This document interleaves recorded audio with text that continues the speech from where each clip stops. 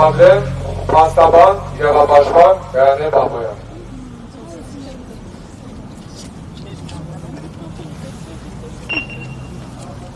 Այսօր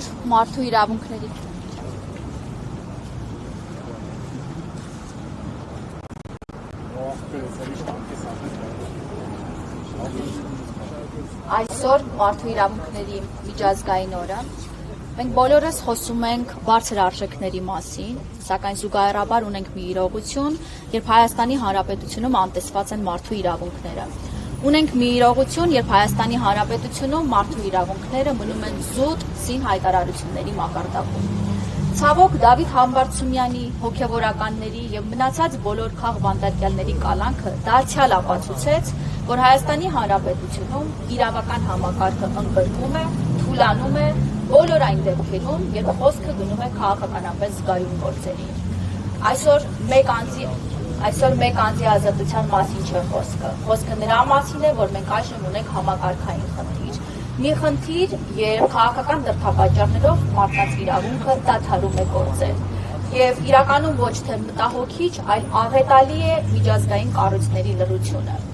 Իրականում, երբ որ խոսքը վերաբերվում է Հայաստանի իրական խնդիրներին, հաճախ այդ նույն միջազգային կառույցները, որոնք սովորաբար խոսում են ժողովրդավարական բարձր արժեքների մասին, դիվանագիտական քնի մեջ են ընկնում։ Մենք պահանջում ենք, որպեսզի միջազգային կառույցները արձագանքեն այսօրվա իրողությանը։ Այսօր աննախադեպ թվով քաղբանտարկյալներ կան Հայաստանի Հանրապետությունում, նախադեպը չունեցող եւ միջազգային կառույցները լռում են։ Մենք պահանջում ենք, որպեսզի միջազգային կառույցները արձագանքեն, այս դեպքերը չմնան անարձագանք, այլապես մարդու իրավունքները եւ մարդու իրավունքների օրը պարզապես մնում է թղթի վրա, կրում է զուտ դեկլարատիվ բնույթ։